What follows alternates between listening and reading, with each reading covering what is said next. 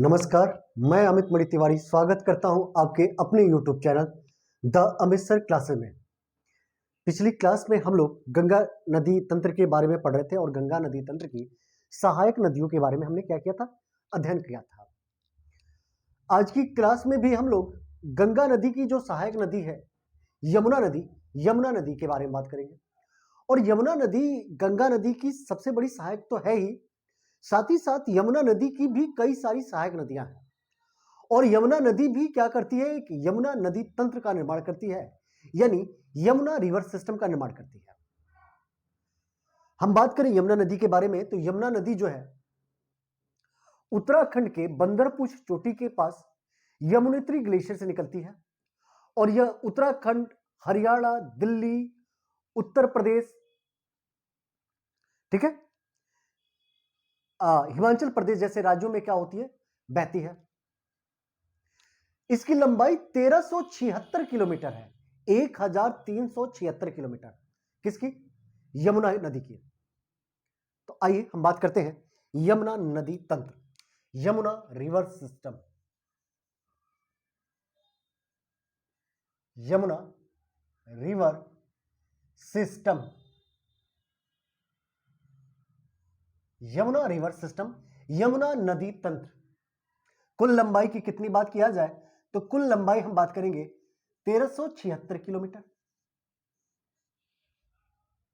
राज्यों की बात करें तो यह उत्तराखंड, यूके में लिख रहा हूं, उत्तराखंड, हिमाचल प्रदेश, हरियाणा, एचआर लिख रहा हूं हरियाणा के लिए, दिल्ली के लिए डीएल लिख रहा हूं, डीएल वह यूपी से होकर बहती है।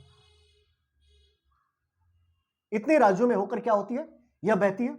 और तीसरी बात किया जाए, यह गंगा की सबसे लंबी सहायक नदी है। यह गंगा की सबसे लंबी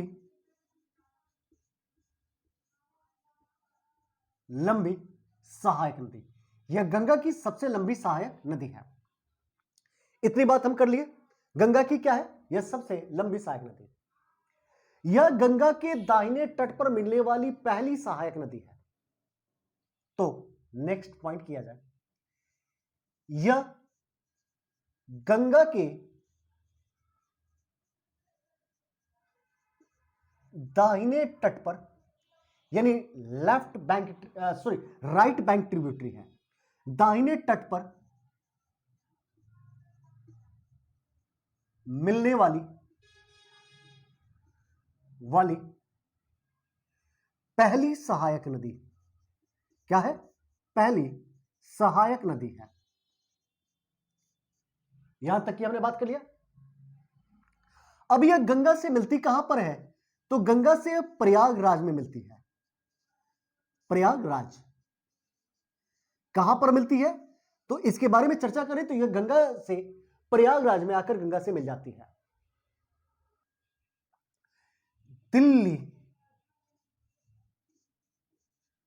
दिल्ली, मथुरा और आगरा जैसे प्रमुख जो शहर है वह क्या है, वह इस यमुना नदी के तट पर स्थित है। दिल्ली, मथुरा, आगरा जो शहर है वो कहां पर है, इसी यमुना नदी के तट पर क्या है, स्थित है।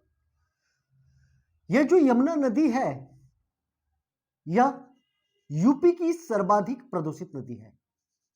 यूपी की क्या है, सर्वाधिक प्रदूषित नदी। यूपी की सर्वाधिक प्रदूषित नदी कौन सी है, तो यही यमुना नदी है। कौन सी नदी है, यमुना नदी। यह जो यमुना नदी है यूपी के 19 जिलों से होकर बहती है। कितने जिलों से, 19 जिलों से होकर यह नदी क्या होती है, बहती है।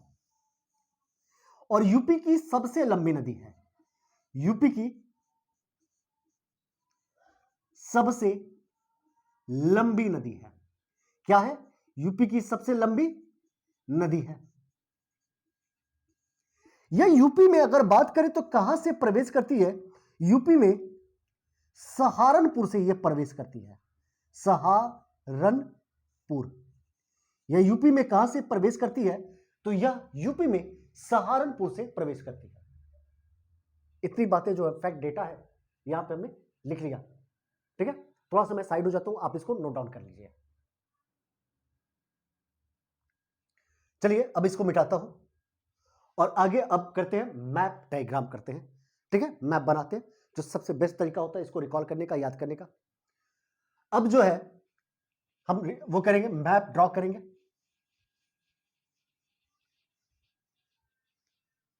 मैप क्या करेंगे? हम ड्रॉ करेंगे।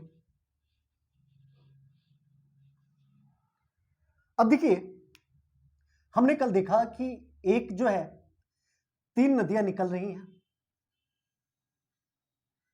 3 नदियां,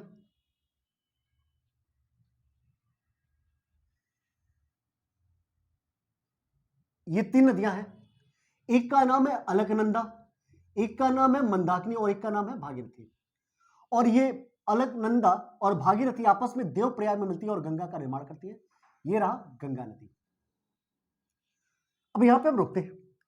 अब यहां पे आते हैं उत्तराखंड में ही। उत्तराखंड में, और उत्तराखंड में एक ग्लेशियर है,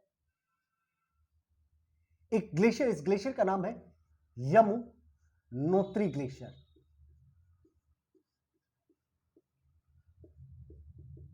यमुनोत्री ग्लेशियर।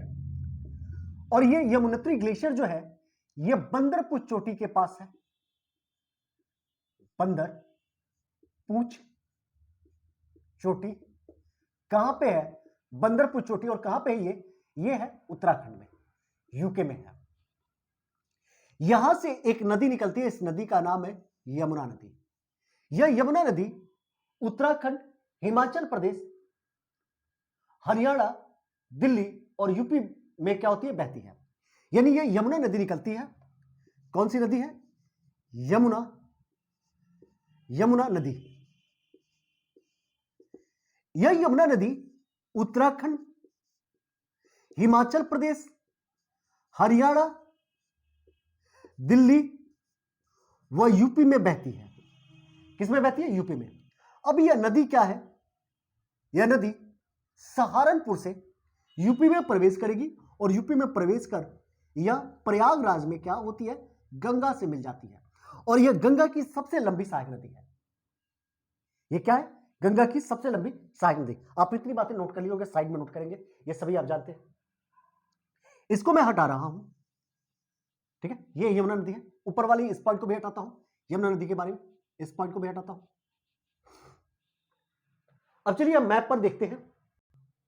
हम सभी जानते हैं कि ऊपर वाला जो हिस्सा होता है उसे क्या कहते हैं? उत्तर कहते हैं। और नीचे वाला जो हिस्सा उसे कहते हैं दक्षिण। अब जिधर से जो नदी निकल रही है और जिस ऊपर से मान लीजिए निकल रही, जिधर से निकल रही है और किस दिशा में चल रही है उसी दिशा में आप चलना स्टार्ट कर दें। उसी दिशा में आप चलना स्टार्ट कर दें। मान लीजिए उत्तर से निकल रही है और इस दिशा में चलना स्टार्ट कर रहे हैं ऐसे, तो आपका ये लेफ्ट हैंड किधर पड़ा है? उत्तर के साइड पड़ रहा है, लेफ्ट हैंड। और राइट हैंड किधर पड़ा है? नीचे के साइड पड़ा है। तो लेफ्ट हैंड यानी बाई तट पर इससे मिलने वाली पहली नदी है टोंस। टोंस नदी। और टोंस जो नदी है, दो टोंस नदी है, दो टोंस नदियों की चर्चा की जाएगी। एक टोंस नदी है, देखिए दो टोंस नदी की चर्चा की जाएगी। दो टोंस यानी एक टोंस जो है टोंस नदी, एक टोंस नदी है हिमालयी टोंस। कौन सी? हिमालयी। हिमालयी टोंस जो है इसका मतलब हो गया जो हिमालय से निकल रही है। और दूसरी टोंस है प्रायद्वीपीय टोंस। कौन? प्रायद्वीपीय टोंस यानी पेनिनसुलर टोंस, यानी जो दक्षिण भारत से आ रही है। ठीक है, जो हिमालयी टोन्स है वो यमुना की सहायक है और जो प्रायद्वीपीय टोन्स है ये गंगा की सहायक है। प्रायद्वीपीय टोन्स कह सकते हैं या दक्षिण से निकलने वाली या मध्य प्रदेश से निकलने वाली, मलावा के पठार से निकलने वाली। क्लियर? हिमालयी टोन्स। इसके दाहिने तट पर हिमालयी टोन्स जो है निकलती है, उत्तराखंड से निकलती है और उत्तराखंड में ही आकर क्या होती है? यमुना से मिल जाती है। अब एक नदी है हिंडन। हिंडन नदी, हिंडन नदी।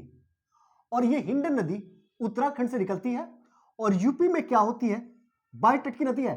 यूपी में नोएडा के पास गंगा से मिल जाती है। नोएडा के पास क्या होती है, गंगा से मिल जाती है। क्लियर? गंगा से कौन नदी निकली, कौन मिली, हिंडन। यानी हिंडन जो है यूपी की नदी है, जो सॉरी यमुना से मिलती है, और यमुना की क्या है, सहायक नदी है। यहां तक की बातें क्लियर हो गई। अब ध्यान दीजिएगा, इस यमुना से एक जाना मऊ पहाड़ी है मध्य प्रदेश में। कौन सी पहाड़ी, जाना मऊ पहाड़ी। ये पहाड़ी जो है ये है मध्य प्रदेश में, मध्य प्रदेश में, एमपी में है। यहां से एक नदी निकलती है जाना मऊ पहाड़ी से, और उस नदी का नाम है चंबल। और चंबल नदी जो है मध्य प्रदेश, राजस्थान और यूपी होते हुए क्या होती है, यमुना से मिल जाती है। इस नदी का नाम है चंबल। चंबल यानी हम किसकी बात कर रहे हैं, चंबल नदी की बात कर रहे हैं। चंबल नदी कहां से निकलती है, जाना मऊ पहाड़ी से निकलती है मध्य प्रदेश के। और किससे मिलती है, यह मिलती है यमुना से, और दाहिने तट पर मिलने वाली पहली यमुना की सहायक नदी है। साथ ही साथ यह क्या है, यमुना की सहायक नदी है। कौन से तट पर मिले, दाहिने तट पर मिले, जाना मऊ पहाड़ी से निकल रही है। ठीक है। और यूपी के इटावा में क्या होती है, यूपी के इटावा में यह यमुना से मिल जाती है, और यह यमुना की सबसे लंबी सहायक नदी है। यमुना की सबसे लंबी सहायक नदी, सबसे लंबी सहायक नदी। ठीक है ना। कितने राज्यों से होकर बहती है, ये खुद मध्य प्रदेश से निकलेगी, राजस्थान में बहेगी, और राजस्थान के बाद ये कहां बहती है, यूपी में बहती है। यह नदी जो है बीहड़ के लिए प्रसिद्ध है। आपने नाम सुना होगा, चंबल का बीहड़।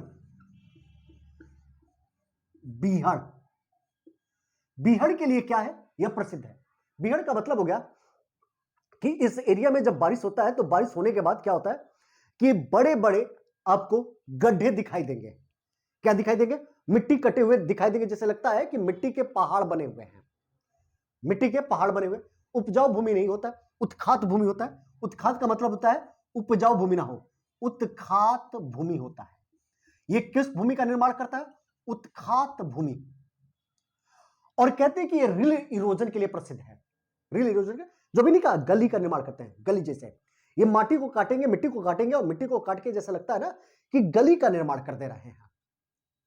और कहा जाता है कि ये रिल इरोजन के लिए क्या है, प्रसिद्ध है, बीहड़ के लिए प्रसिद्ध है। जैसे उसमें लगेगा कि जैसे ऐसे ये स्ट्रक्चर बनाएंगे, जैसे मिट्टी कटा है, ऐसे ऐसे ऐसे ऐसे स्ट्रक्चर दिखे, नाला जैसे दिख रहा है, इसमें पानी बह नाला हो जाएगा, या ये पहाड़ी जैसा दिखता है। अब इसमें लोग जाने से डरते थे, तो यहां पर डाकू रहा करते थे, और कहा जाता है ना चंबल के बीहड़ में क्या है, डाकू का इलाका है, यहां पे डाकू रहा करते थे। और ये मिट्टी इसको काटा गया, और मिट्टी अनुपजाऊ है, अनफर्टिलाइज है, इसलिए इसे उत्खात भूमि कहते हैं।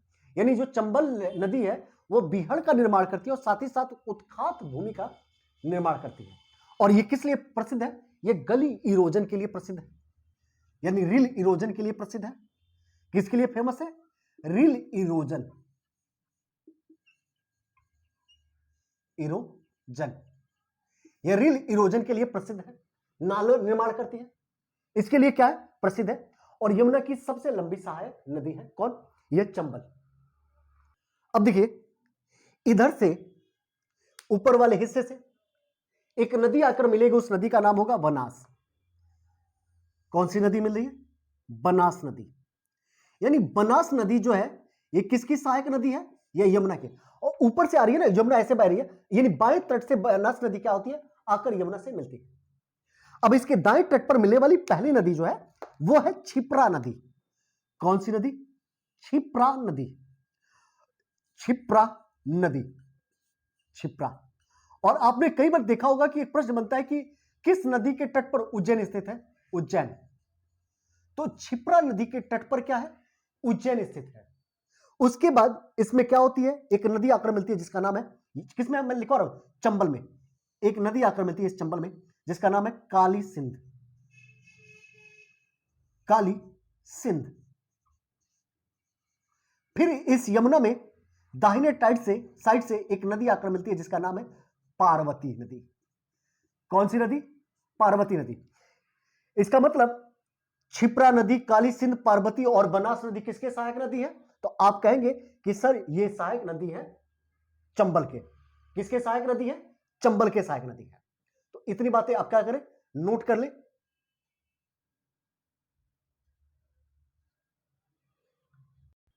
अब देखिए चंबल के बाद जो है इस यमुना से सिंध नदी आके मिली, काली सिंध। देखिए काली सिंध जो है ये किसकी है? ये है चंबल की सहायक नदी। अब क्या होगा, इस चंबल के बाद यमुना से मिलने वाली जो पश्चिम से पूर्व, ये देखिए ये हिस्सा पश्चिम होता है। अब पूर्व की तरफ बढ़ रहे हैं तो पूर्व की तरफ चंबल के बाद से कौन सी नदी मिलती है? तो चंबल के बाद यमुना से एक नई नदी मिलती है जिसका नाम है चंबल। और चंबल के बाद कौन सी हो जाएगी? सिंध। चंबल के बाद सिंध नदी मिल जाएगी। सिंध नदी के बाद बेतवा नदी, और बेतवा नदी क्या होगा? हमीरपुर में यूपी से मिलेगी। हमीरपुर में यूपी से मिलेगी। और ये कहां से निकलती है? तो ये बिंद पर्वत से निकलती है। कौन? बेतवा नदी। बेतवा नदी, ठीक है। और बेतवा नदी के बाद पश्चिम में जो है केन नदी बांदा में आके मिल जाएगी। कौन सी नदी? केन नदी। केन नदी आकर क्या होगी? इस यमुना से बांदा में मिल जाएगी, ठीक है। तो ये जो क्लास थी ये पूरी की पूरी यमुना के बारे में थी। जो पश्चिम से पूर्व जो है यमुना की सहायक नदियों के बारे में पूछा जाता है। फिर चंबल की सहायक नदियों के बारे में पूछ लिया जाता है। फिर पूछा जाता है कि उज्जैन किस नदी के तट पर स्थित है, यह पूछा जाता है। अब देखिए 2 पॉइंट थोड़ा सा गंगा नदी के बारे में हमने छोड़ दिया था, और क्या था जरा उस पर हम चर्चा कर लेते हैं गंगा नदी के बारे में। तो ध्यान दीजिएगा, अब हम किसकी बात कर रहे हैं? गंगा नदी। हमने कहा कि गंगा नदी सबसे पवित्र नदी है। हम सभी मानते हैं ना, गंगा नदी क्या है? गंगा नदी को पवित्र माना जाता है। गंगा नदी, इसे क्या माना जाता है? इसे पवित्र माना जाता है। पवित्र नदी माना जाता है, हॉली रिवर माना जाता है। क्या कहते हैं? हॉली रिवर। ऐसा माना जाता था, अभी तो नहीं, पवित्र तो अभी भी है। पहले इसकी पानी बड़ा शुद्ध माना जाता था, अब तो पॉल्यूटेड हो गया है, हमने प्रदूषित कर दिया है। शुद्धता की वजह से इसे क्या माना जाता था? इस नदी को सबसे पवित्र नदी माना जाता था।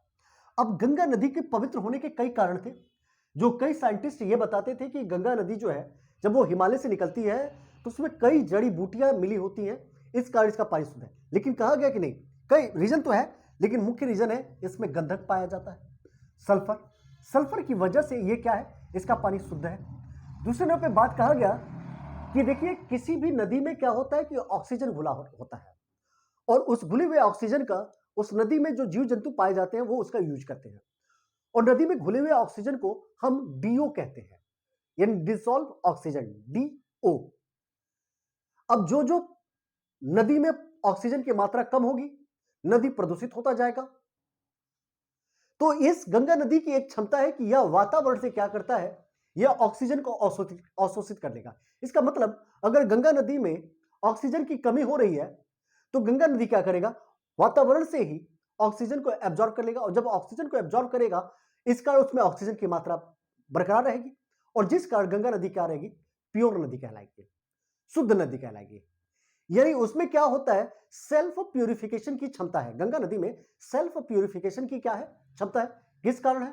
तो आप सभी बताएंगे कि सर ये वातावरण से क्या करता है, ऑक्सीजन को ग्रहण करने की, एब्जॉर्ब करने की इसमें क्या है, कैपेसिटी जाता है। यानी वातावरण से ऑक्सीजन को ग्रहण करने की क्षमता अधिक है। क्या है? अधिक है। तीसरी पॉइंट इसमें बात की जाती है, जो तीसरे पॉइंट की बात की जाती है वो ये कहा जाता है कि इसमें एक वायरस पाया जाता है जिस वायरस का नाम है बैक्टीरियोफेज।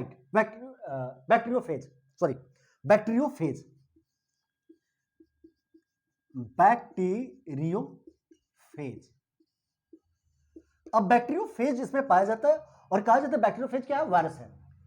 फेज का मतलब होता है किलिंग और बैक्टीरियो का मतलब बैक्टीरिया।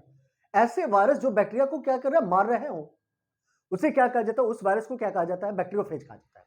इस गंगा नदी में बैक्टीरियोफेज वायरस पाया जाता है और यह वायरस सबसे खतरनाक बैक्टीरिया ई कोलाई बैक्टीरिया को क्या करता है? मारने का कार्य करता है। अब जब उसमें बैक्टीरिया, जैसे खतरनाक बैक्टीरिया ही मर जाएगा तो पानी क्या होगा? प्योर हो जाएगा ना, हमारे लिए हार्मफुल नहीं होगा।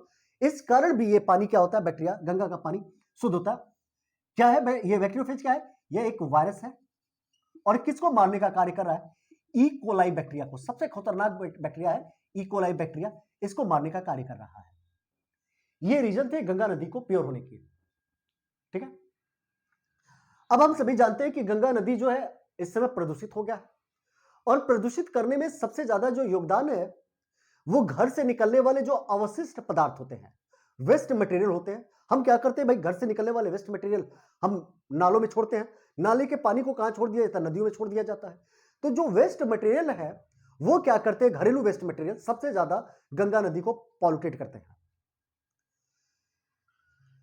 अगर नेक्स्ट बात किया जाए तो गंगा नदी का जो पानी है वो घटता बढ़ता रहता है। आप सभी जानते हैं कि बारिश जब होगा तो गंगा नदी में क्या होगी? उसकी वॉल्यूम जो होगी, वो वॉल्यूम जो होता है, आयतन होता है, वो घटता बढ़ता रहता है। जब बारिश होगी तो गंगा नदी का पानी क्या होगा? बढ़ जाएगा। जब बारिश कम होगी तो गंगा नदी का पानी क्या होगा? कम हो जाएगा। हम इस भाषा में क्या कहते हैं? नदी में पानी बढ़ने का मतलब क्या हो गया? नदी में बाढ़ आ गई है। यानी आपने देखा होगा कि नदियों में घटना बढ़ना, इसका यह प्रोसेस चलता रहता है, यह सीजनल होता है। साथ ही साथ जो गंगा नदी है वो नेविगेबल भी है, नौका गम्य भी है। यानी आप देखेंगे तो गंगा नदी में क्या किया जाता है? नाव को भी चलाया जाता है। ठीक है, जैसे आप बनारस चले गए तो आप क्या देखेंगे? नाव चलाई जा रही है, कानपुर में नाव चलाई जा रही है। तो गंगा नदी क्या है? नेविगेबल भी है। ठीक है, तो जितनी भी बातें बताया हूं सारी बातों को आप लिख लेंगे और याद कर लेंगे और साथ ही साथ आप, अगर आपके पास घटना चक्र है तो उसको सॉल्व करिए। आपके सारे डाउट जो हो जाएंगे वो क्लियर हो जाएंगे। ठीक है, तो आज की क्लास को यहीं पे बाइंड अप करता हूं। धन्यवाद। नेक्स्ट क्लास में ब्रह्मपुत्र नदी के साथ आपसे चर्चा किया जाएगा। तो आज के लिए इतना ही। हाँ, एक चीज है, आप लाइक शेयर और सब्सक्राइब करना इस चैनल को ना भूलें। आप सभी अपने स्टेटस पर क्या करें? द अमृतसर क्लासेस को लगा दें। ठीक है।